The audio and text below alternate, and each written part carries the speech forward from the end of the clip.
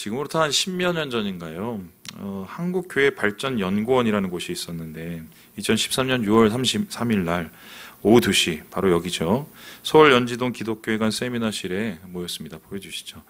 여기에서 모여서 이제 연구를 하기 시작했는데 저기 잘 보이실지 모르겠지만 한국교회 잘못된 예배 용어 이것만은 고치자라는 주제로 이제 발표회를 개최를 했습니다.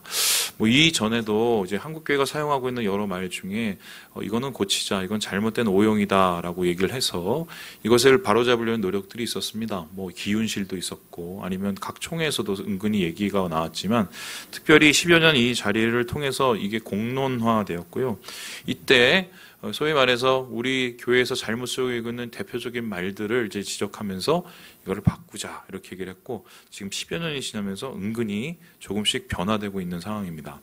그렇다면 이때 이 위원회가 연구회가 만들어져서 어떤 말을 지적을 하고 어떤 말을 좀 바꾸길 원했을까? 제가 대표적인 말을 한번 가져왔는데 한번 보여주시죠. 첫 번째 예전만 해도 기억하시는지 모르겠지만 예배 시간에 기도할 때 당신이 축복이 이렇게 막 그렇게 얘기했습니다. 그렇게 하면 뭔가 하나님이 가까운 것 같고 하나님이 뭔가 내 신랑 같고 이런 생각 때문에 그랬던 것 같은데 기본적으로 당신이라는 말은 이거는 옳지 않고 하나님 혹은 하나님 아버지라고 쓰자 이렇게 얘기를 했습니다. 뿐만 아니라 얼마 전까지만 해도 다 성가대였습니다. 기억하시죠? 근데 이 성가대란 말이 사실은 어디서 왔냐면 일본식 말이에요. 그래서 성가대라고 하지 말고 찬양대라고 하자. 그게 더 맞다. 그리고 예전에는 대예배가 있습니다. 대예배가 있으면 소예배가 있고 중예배가 있나요? 이런 말이 중요한 게 아니니까 주일에 드리는 예배니까 주일 예배가 하는 것이 옳다 이렇게 얘기를 했고요. 그리고 지금 우리도 헌금이란 말을 안 쓰고 무슨 말을 쓰죠? 봉헌이란 말을 씁니다. 정확히 말하면 헌금은 두 종류가 있어요. 연보가 있어요. 연보는 뭐냐면 돕는 거고요, 서로. 그리고 봉헌은 하나님 앞에 올려드리는 거고요. 그래서 지금 이런 말들이 이제 바뀌어지게 되죠. 근데 여기에서 이제 유독 많은 사람의 관심을 끌고 이 얘기가 분명히 나올 거라고 예상했던 단어가 뭐냐면 축복입니다. 왜냐하면 이 축복이라는 말 자체가 좀 되게 애매해서 이것을 축복이 아니라 뭘로 바꾸자고요? 복이라는 말로 바꾸자고 그래서 이렇게 써야 된다고 얘기했습니다. 왜 이렇게 얘기를 했을까? 이 다음에서 보여드리듯이 이 축복이라는 단어는 빌축에다가 복복자, 행복복자입니다. 그래서 이것을 그대로 해석을 하면은 복을 빈다입니다. 그런데 이 축복이라는 말, 복을 빈다는 말을 어떻게 보면 사람이 누군가에 대해서 하나님의 복을 비는 거죠.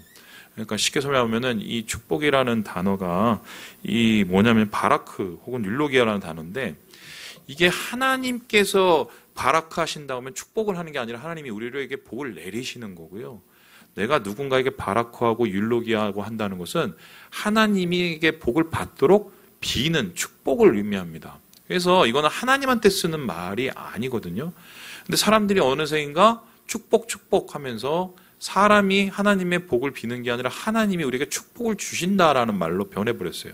그래서 이 말을 얼마나 많이 썼냐면 이제 이 사전을 찾아보면 아예 축복이 그 복 자체라는 말까지 나오는. 그러니까 이게 원래 의미가 이제 오용이 되고 그 오용된 의미가 굳어져 버리는 이런 상황이라고 볼 수가 있습니다.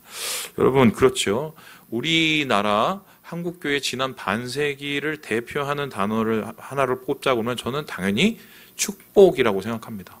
왜냐하면 많은 사람들이 축복받기 위해서 교회에 오시고 축복받기 위해서 신앙생활을 하셨기 때문인데 자 그러면 질문해 보겠습니다. 아니 그냥 복 받는다고 얘기를 하고 복 달라고 얘기를 하지 왜 굳이 축복이라는 말로 바꿔서 이렇게 사용을 하게 되었을까? 제가 어제 이거 가지고 한 이틀 정도를 여기저기 다 살펴보고 이런 것을 다 뒤져봤는데 한 두 가지 종류의 이제 문제가 생기더만요. 첫 번째는 뭐냐면 1960년대에 이제 외국에 있는 기독교 서적이 하나씩 보급이 되면서 번역이 되기 시작했어요. 그런데 그때 영어를 우리나라가 잘할 때가 아니라서 그때 이제 이 전문적으로 번역하시는 분들이 잘 없었거든요. 그러니까 이제 소위 말해서 일반 번역자들을 기독교 서적을 번역을 시킨 거예요. 그런데 이 bless라는 영어 단어, blessing이라는 단어가 축복이라는 말도 되고 복이라는 말도 되는데 이분들이 정확하게 신앙을 가지시고 이것을 번역을 한 게 아니라서 그냥 모든 bless를 다 축복이라고 써버린 겁니다. 그러니까 하나님도 축복, 사람도 축복 이러면서 축복 하면서 그 책에서 이게 나오다가 나중에 이 축복이 아예 고정 관사가 돼버린 거예요. 고정 명사가. 그리고 두 번째는 뭐냐면 이런 건데요. 사람들이 하나님 복을 주십시오 이런 것보다 하나님 축복을 주십시오. 이러면 뭔가 좀 더 강렬하게 들리거든요. 그래서 이 어감 때문에 복이라는 단어보다 축복이라는 말이 우리 한국교회에 더 쉽게 정착한 게 아닌가 이렇게 이제 보게 되는데요. 그런데 중요한 것은 복 받는 거 되게 중요하죠. 복 받기 위해서 교회 오시는 분 많죠. 그런데 우리가 이 축복이라는 단어를 택하고 축복이라는 단어를 50년 동안 붙잡고 있다가 진짜 놓쳐버린 게 있어요. 그게 뭐냐? 축복의 복입니다. 정말 이 축복이 가지고 있는 그 단어의 힘, 단어의 그 복을 우리가 잊어버리게 되는 건데 왜 제가 이런 말을 할 수밖에 없느냐? 여러분, 믿음의 조상이 누굽니까? 아브라함이죠. 아브라함을 하나님께서 복을 주셨습니다. 그런데 하나님께서 아브라함에게 주셨던 최종적인 복이 뭔지 아세요? 축복의 복입니다. 우리 함께 창세기 12장 말씀을 같이 한번 읽어보겠습니다. 시작! 너를 축복하는 자에게는 내가 복을 내리고 너를 저주하는 자에게는 내가 저주하리니 땅의 모든 족속이 너로 말미암아 복을 얻을 것이라 하신지라. 하나님께서는 이 아브라함을 통해서 주변 사람들이 어떻게 하면 복을 많이 받을까를 한번 생각을 해봤습니다. 그랬더니 아브라함하고 좋은 관계를 통해서 하나님을 알게 되고 하나님으로부터 내려오는 복이 그 사람들한테 전달되기를 원하셨어요. 그렇다면 아브라함은 어떤 사람이냐면 이 사람을 통해서 다른 사람이 복을 얻는 축복을 비는 사람이에요. 축복의 사람이고, 그래서 아브라함을 하나님께서 먼 땅에서부터 세워서 여기까지 이끄신 이유가 뭐냐? 그 사람을 축복의 사람으로 세워서 축복의 복을 통해서 주변 사람들에게 복을 흘러내게 하신 것이 하나님의 뜻이었다는 것입니다. 그래서 저는 오늘 우리가 축복이라는 단어를 택하면서 진짜 잃어버린 이 축복의 복이 얼마나 중요한지를 여러분과 함께 나누려고 하는데 그 이야기를 해주실 분이 뭐냐? 바로 이분입니다. 보여주시죠. 엘리사벳이라는 분이에요. 여러분, 이 엘리사벳이라는 분이 누구냐면은 마리아하고 친척입니다. 엘리사벳은 레위인이었고요. 그리고 마리아는 유대 지파였어요. 그런데 이 사람이 어떤 관계인지 모르겠지만 아마 생각하기로는 모계로 아마 그 친정에서 이렇게 연결이 된 처가 쪽 이 친척이 아닐까 싶은데 오늘 엘리사벳과 마리아가 만나고 있어요. 그런데 마리아와 엘리사벳이 만나는 이 시점이 굉장히 중요한데요. 우리 함께 45절, 46절 말씀을 같이 한번 읽어보도록 하겠습니다. 시작! 이때에 마리아가 일어나 빨리 산골로 가서 유대 한 동네에 이르러 사가랴의 집에 들어가 엘리사벳에게 무언하니 이때에라고 나옵니다. 근데 이때인지 무슨 때인지 제가 얘기해 드릴 텐데 막 일어났어요. 막 급하게. 그리고 빨리 막 산으로 막 갔대요. 그리고 나서는 누구네 집에 갔대요? 사가랴의 집에 들어가서 거기에는 자기 친척 엘리사벳을 방문했다고 얘기합니다. 그런데 이때는 어떤 때냐면요. 바로 마리아가 수태고지, 그러니까 천사 가브리엘을 통해서 네가 성령으로 잉태할 것이고 예수님을 낳을 것이다 라는 그 말을 들었을 때예요. 여러분, 13살 혹은 15살짜리 되는 애가 갑자기 남자도 모르는데 아이를 출산하게 되는 상황을 겪게 된다. 그 당혹감이 어느 정도일지 대충 예상을 해보시죠. 우리가 아마 얼마 전에 그 얘기를 나눴어요. 그러니까 지금 이때라는 것은 마리아가 굉장히 당황했을 때고 혼란했을 때고 어떻게 할 줄 몰랐을 때입니다. 그런데 하필이면 마리아가 그 이야기를 듣고 제일 먼저 달려간 게 요셉 남편이 아니라 누구 집에 달려갔다고요? 엘리사벳에게 달려갔다고 얘기합니다. 그런데 흥미로운 것은 그럼 엘리사벳이 어디 살고 있었냐? 옆 동네가 아니고요. 다음 그림을 보시면요. 이게요. 거의 150km예요. 그러니까 이때에 달려가서 한 열흘 이상을 거의 달려간 거예요. 지금 출산을 이제 해야 되는데 잉태한 몸으로 열흘을 달려가서 그 예루살렘 옆에 있는 이 아인 카렘이라는 곳에 이제 달려가게 된 겁니다. 그래서 여기에 가서 그러면 왜 여러 곳이 있었지만 마리아가 제일 먼저 이곳에 달려갔을까? 이것은 바로 천사가 전해준 이 이야기 때문이었습니다. 우리 함께 36절의 말씀을 읽어보도록 하지요. 시작! 보라, 내 친족 엘리사벳도 늙어서 아들을 배었느니라. 본래 임신하지 못한다고 알려진 이가 이미 6달이 되었나니 너는 이제 아이를 낳을 거야. 아니, 저는 남자를 몰라요. 어떻게 아이를 낳습니까? 걱정하지 마, 아이를 낳아. 그러면서 굉장히 혼란하게 했을 때 가브리엘이 하나님의 메시지를 전하는데 내가 증표를 하나 줄게. 증표는 뭡니까? 그것을 통해서 확신하고 힘을 얻을 수 있는 증거죠. 그 증표는 뭘 줬냐면 엘리사벳이 너의 증표가 될 거야. 예수님의 탄생의 증표가 될 거라고 얘기를 합니다. 그러니까 지금 증표라고 말씀하신 그 엘리사벳을 만나는 것은 하나님의 말씀에 순종하기 위해서 떠난 것이었고, 그것 속에서 하나님은 이 둘의 만남을 통해서 뭘 이루고 싶으셨던 것 같아요.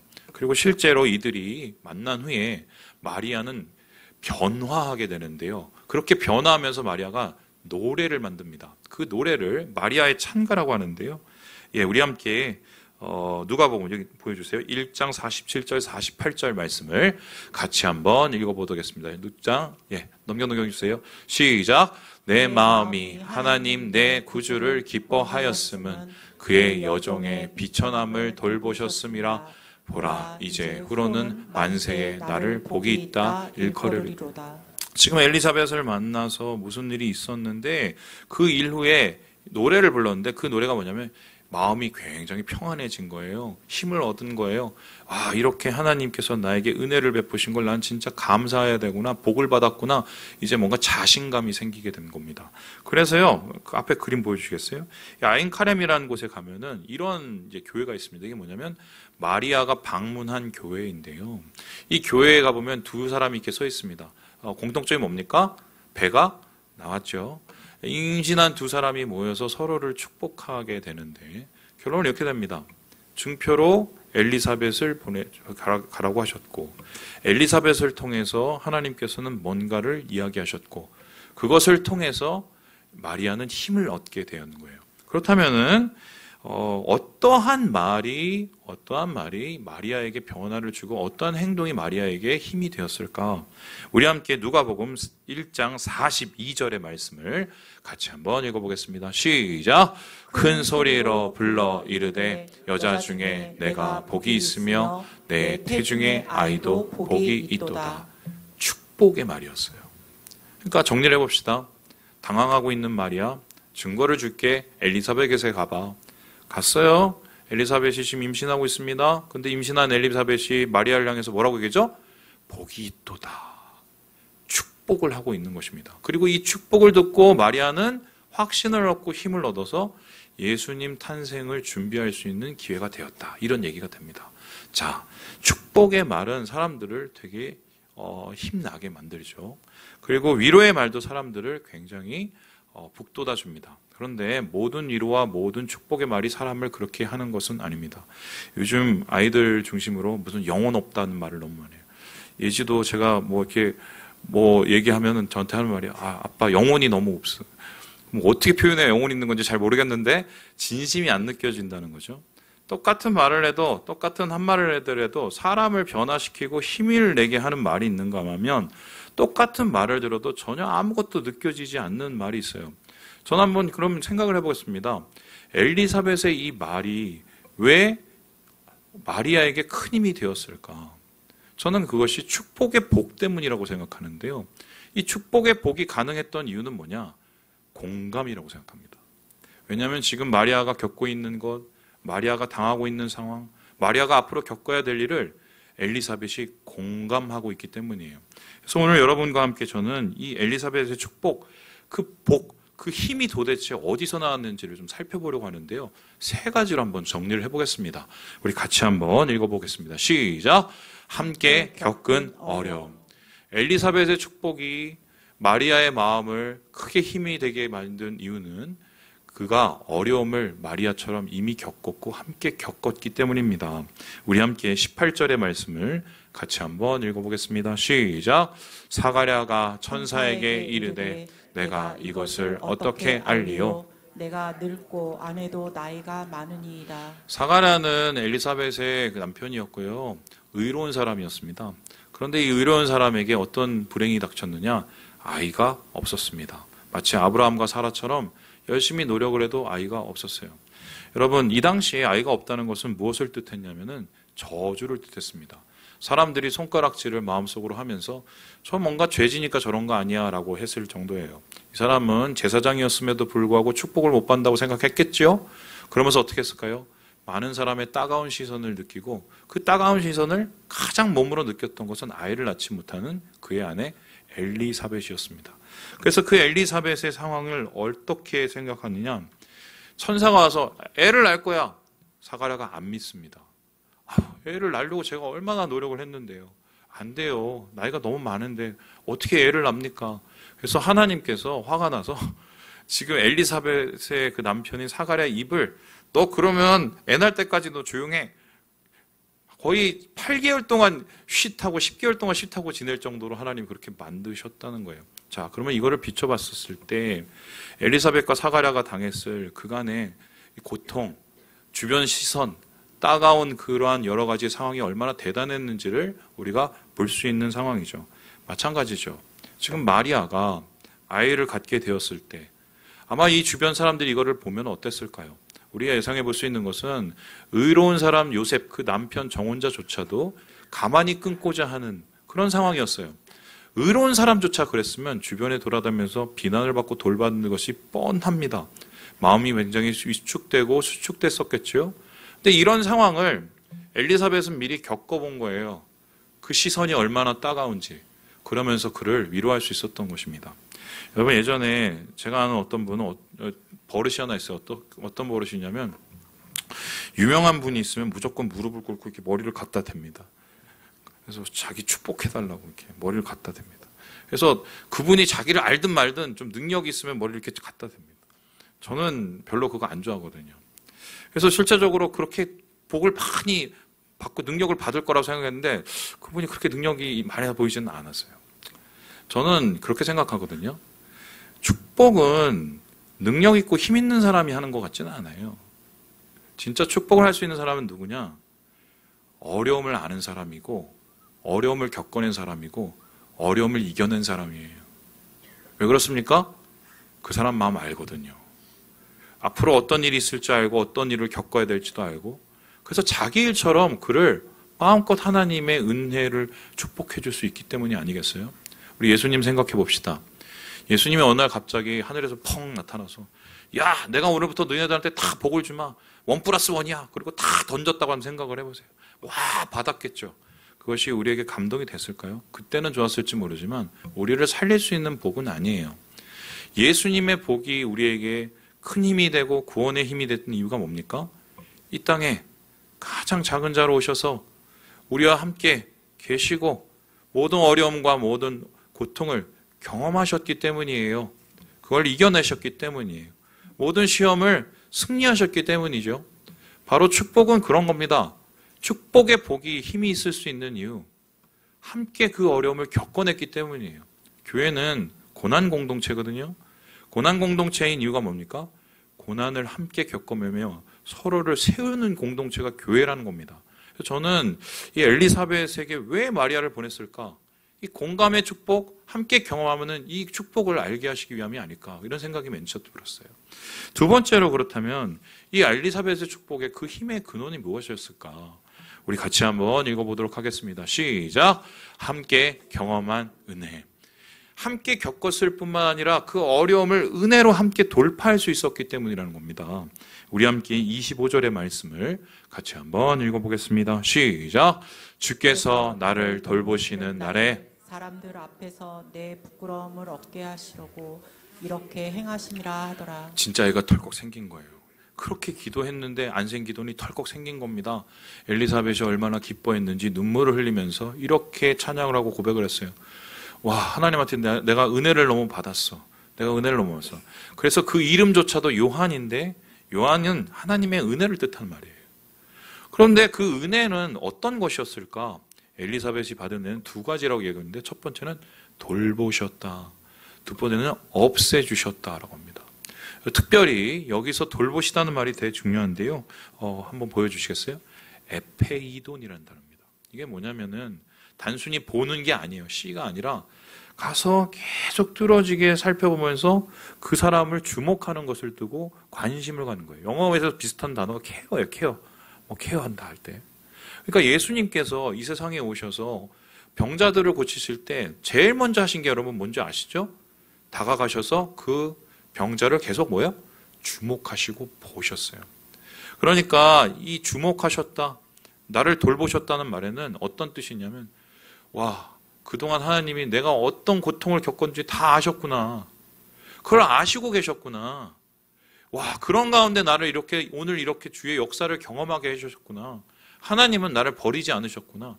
그거를 이 에페이돈이라는 단어를 통해서 엘리사벳은 우리에게 이야기를 하고 있는 거죠. 마리아가 엘리사벳을 통해서 축복을 받았을 때 왜 그게 힘이 됐을까요? 야, 내가 경험해 봤는데, 내가 그 어려운 시간 겪으면서 지금 아이가 생겼잖아. 하나님 나를 안 버리시더라고. 하나님이 이렇게 나를 돌보시더라고. 나의 이 수치를 하나님께서 이제 끝내주시더라고. 너도 분명히 지금 어렵지만 이것을 견뎌내면 나처럼 그런 하나님의 은혜를 맛볼 거야. 이렇게 얘기를 하고 있는 거죠. 여러분, 은혜의 공유가 바로 교회예요. 교회 와서는 함께 뒷담화를 하라고 있는 게 아닙니다. 삼삼오와 모여서 함께 편당 짓고 싸우는 교회는 이 세상에 필요가 있어요? 없어요? 없어요. 교회는 은혜를 나누는 곳이에요. 은혜를 나누기 위해서는 남의 얘기하는 게 아니라 누구 얘기를 해야 됩니까? 내 얘기를 해야 돼요. 내 얘기를. 내 얘기를 하기 위해서는 내가 어떤 상황에 있으면 내가 얼마나 못났는지 부족했는지를 얘기할 수밖에 없겠죠. 목사님은 좀 왜 맨날 망가지는 얘기만 하시고. 저는 거기서 은혜를 보거든요. 제가 망가졌을 때 저를 세우시는 하나님. 저는 그게 복음이에요, 저한테. 바로 그 은혜를 나누는 그 은혜의 공유가 있었기 때문에, 공감이 있었기 때문에 마리아의 마음이 녹아내리고 힘과 도전을 받게 된 것이다. 바로 이게 엘리사벳의 축복의 힘이라는 것입니다. 마지막으로 그렇다면은 엘리사벳의 축복, 그 힘이 가능했던 이유가 무엇일까요? 우리 같이 한번 읽어보겠습니다. 시작! 함께 품은 사명. 공감을 했어요. 어려움을, 은혜를, 그리고 사명을 함께 품는 공감을 했다는 것입니다. 우리 함께 45절의 말씀을 같이 한번 읽어보도록 하겠습니다. 시작! 주께서 하신 말씀이 반드시 이루어지리라고 믿은 그 여자에게 복이 있도다. 여러분, 이렇게 마지막에 복이 있도다라고 했었을 때 이 복이 있다는 말은 좀 다른 단어인데요. 마카리오스입니다. 이 마카리오스는 팔복에 나오는 복이 있을지어다 그 말하고 똑같은데, 그냥 단순히 축복하는 게 아니라 이미 너는 복이야 이러면서 그냥 선포를 하는 거예요. 마지막에 엘리사벳이 왜 이렇게 마카리오스하고 선포를 했느냐? 너의 지금 그 행동 때문이에요. 그 행동은 뭡니까? 마리아는 사실 받아들이기 힘들고 어렵기 힘든 그 상황 속에서 하나님 앞에 아멘을 함으로 순종을 했거든요. 그런데 자기가 알거든요. 그게 얼마나 힘든지. 그리고 그 힘듦을 통해서 그 충성의 과정을 통해서 이루어야 되는 것이 얼마나 귀한지를 알거든요. 그러면 엘리사벳과 마리아가 함께 공유하고 충성하고 함께 마음에 품었던 사명은 무엇일까? 여기에 대해서 마리아는 이렇게 이야기를 하고 있는데요. 우리 함께 54절 55절 말씀을 같이 한번 읽어보도록 하겠습니다. 시작!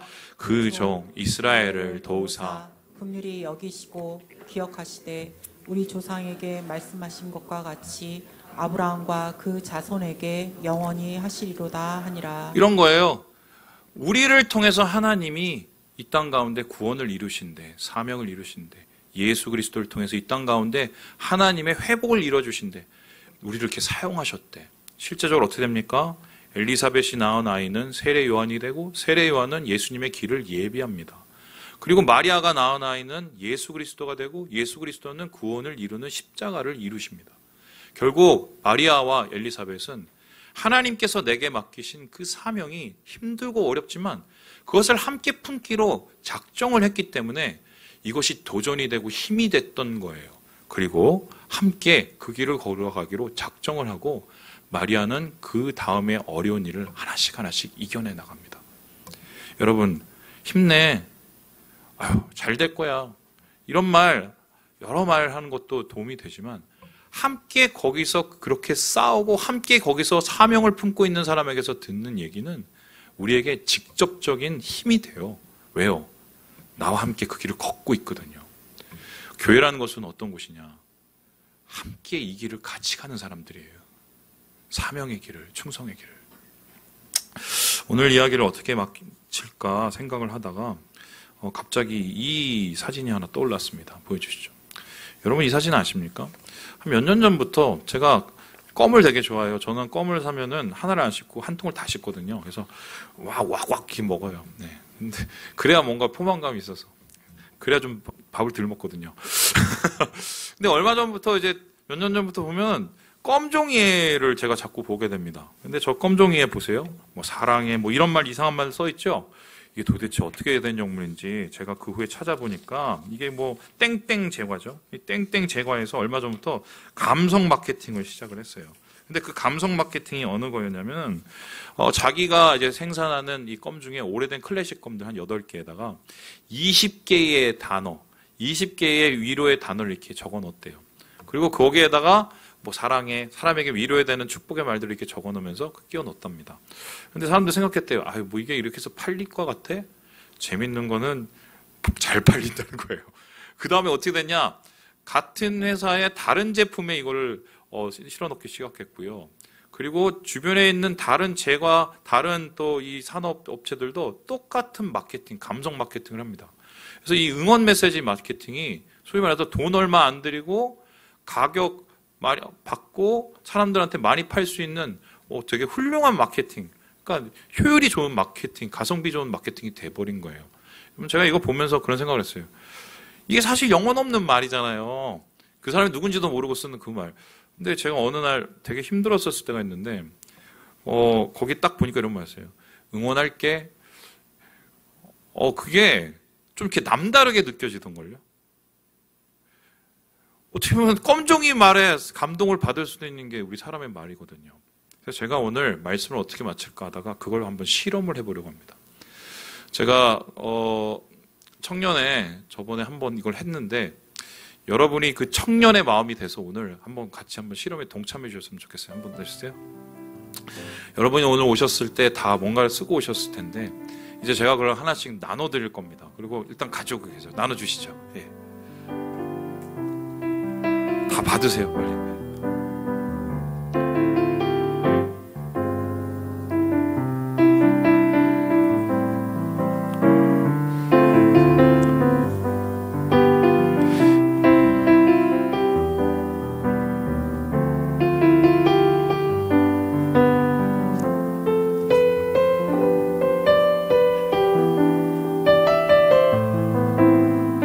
아직 뜯으시면 안 돼요.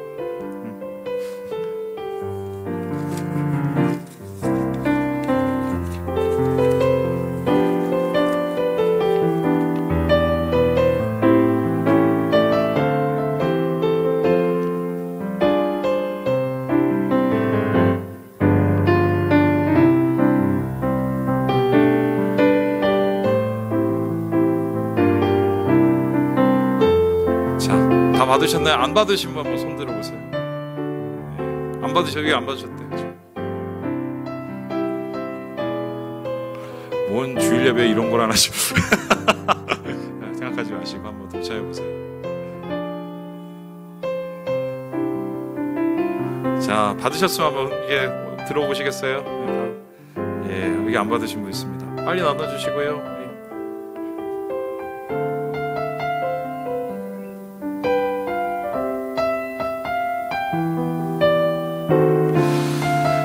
자, 이제 받으셨으면은 그걸 한번 이제 펴보겠습니다. 한번 펴보시죠. 저도 하나 주실래요?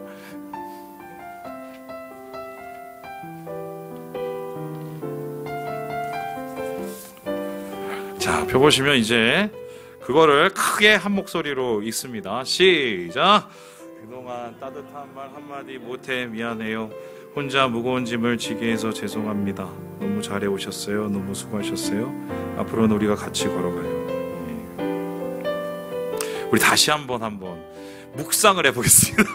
다시 한번 읽어보겠습니다. 시작! 그동안 따뜻한 말 한마디 못해 미안해요. 혼자 무거운 힘을 지게 해서 죄송합니다. 너무 잘해 오셨어요. 자, 이제는 뭘 할 거냐면은 이거를 받았으니까 옆 사람한테 얘기를 해줄 겁니다. 자, 두 분이 한번 얼굴을, 자, 옆에서 없으신 분은 앞뒤로 한번 얼굴을 보시고, 자, 얼굴을 보세요. 우리 조현일 권사님 두 보시고, 자, 자기가 받은 카드를 그분에게 사랑스러운 마음으로 읽어드리도록 하겠습니다. 시작!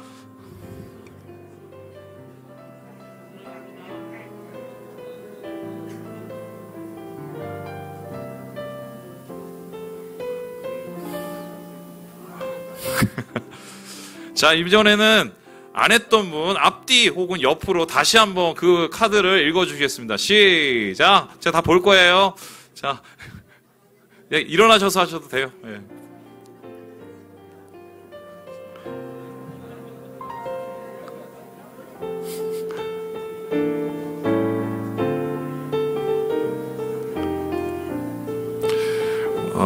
우리 교회가 어떤 교회냐? 신천지가 왔다 그냥 돌아간 교회입니다. 아시다시피, 예, 여러분이, 저는 우리 교회 그 찬양이 진짜 딱 맞다고 생각하는데, 말하지 않아도 표현도 못해도 주님 사랑해요. 이게 주님만 사랑하는 게 아니라 서로에 대해서도 이렇게 마음을 가지고 계시는데, 쑥스러우시고 좀 내향적인 분이 많으신 걸 제가 아는데, 여러분, 외롭잖아요. 그죠? 참 많이 힘들어요. 제가 얼마 전에 한 분한테 그 얘기를 받았어요. 저는 목사님하고 더 가까워지고 싶은데 목사님이 저하고 좀 멀리 계신 것 같아요. 뭐 이런 얘기를 제가 들었는데, 저는 여러분하고 되게 가까워지려고 노력을 하는 편인데도 그런 말씀을 들으시면 그건 조금 근본적으로 우리가 다시 고민을 해봐야 돼요. 제가 수요일 날도 얘기했지만 제 온도가 36.5도예요. 체온이. 이걸 1도씩 나눠도 36명하고 반밖에 돌려가지는 못합니다. 교회는 목사 체온 뜯어먹고 사는 데가 아니에요. 함께 우리가 서로 안고 함께 축복하고, 예수님도 그렇게 태어나셨거든요. 그러한 축복의 복 가운데 우리 그런 마음을 가지고 다시 한번 우리 옆형제 자매에게 다시 한번 읽어보겠습니다. 이번에 진심을 가지고 한번 더 읽어볼게요. 시작.